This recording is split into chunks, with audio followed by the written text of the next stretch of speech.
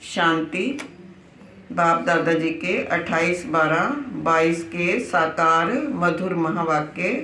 मीठे बच्चे, बेहद के बाप से तुम बहुत ऊंची पढ़ाई पढ़ रहे हो। बुद्धि में है पतित पावन, गॉड फादर के हम स्टूडेंट हैं, नई दुनिया के लिए पढ़ रहे हैं। बेहद के बाप से तुम बहुत ऊंची पढ़ाई पढ़ रहे हो।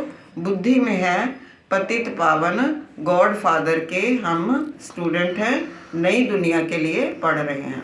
बाबा प्रश्न कर रहे हैं, रूहानी गवर्नमेंट से इजाफा किन बच्चों को मिलता है? रूहानी गवर्नमेंट से इजाफा किन बच्चों को मिलता है? बाबा उत्तर दे रहे हैं, जो बहुतों को आप सम्मान बनाने की मेहनत करते हैं, सर्विस का सबूत निकालते हैं, उन्हें रूहानी गवर्नमेंट बहुत बड़ा इजाफा देती है। वह भविष्य 21 जन्मों के लिए ऊंच पद के अधिकारी बनते हैं। ओम शांति। बाप कहते हैं बच्चों को कि मेरे द्वारा तुम मीठे मीठे बच्चे पढ़ाई पढ़ रहे हो। ये पढ़ाई है ही नई दुनिया के लिए, और कोई ऐसा कह ना सके कि हम नई दुनिया के लिए पढ़ रहे हैं। जितना अच्छी रीति पढ़ेंगे उतनी प्रारब्ध 21 जन्मों के लिए तुम्हारी जमा हो जाएगी। बेहद के बाप से बेहद की पढ़ाई पढ़ रहे हो। ये बेहद की पढ़ाई बहुत ऊंची है, बाकी तो सब पाई पैसे की पढ़ाई है। बाबा कहते हैं कि परम पिता परमात्मा हमारा बाप है, उनसे वर्षा क्या मिलता है फिर दिखाना है। त्रिमूर्ति ब्रह्मा द्वारा हमको ये सूर्य वंशी पद मिलता है। तुम भी पुरुषार्थ कर रहे हो नई दुनिया के लिए। अभी तुम हो संगम पर, पावन दुनिया बनाते हो। तुम्हारी बुद्धि में अब समृद्धि आ गई है। बरोबर हम 5000 वर्ष पहले देवी देवता थे, फिर राज्य गवाया। बाकी ये राजाई आदि लेते हैं, वह सब हद की बातें हैं, तुम्हारी है बेहद की। शिव बाबा स्वर्ग की रचना करते हैं। तुम शिव बाबा को याद करेंगे तो स्वर्ग के मालिक बनेंगे।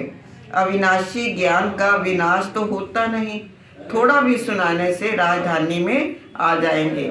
सतयुग में लक्ष्मी नारायण का राज्य था, वह फिर कहाँ गया?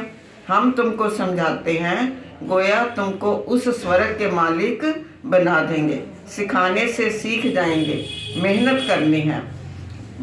एक बाप से दिल लगाना है। आखिरी में तुम्हारा सबसे ममत्व मिट जाएगा, फिर एक बाप को ही याद करना है बस। अब बाप की श्रीमत पर चल दैवी गुण धारण करने हैं। बहुत मीठा बोलना है, कोई भी कड़वा बोल ना निकले। सब पर रहम करना है। तुम सबको सिखला सकते हो भगवानो वाच मन मना भाव। उनको ये पता नहीं है कि भगवान कौन है, उसने कब गीता सुनाई, तुम अभी समझते हो।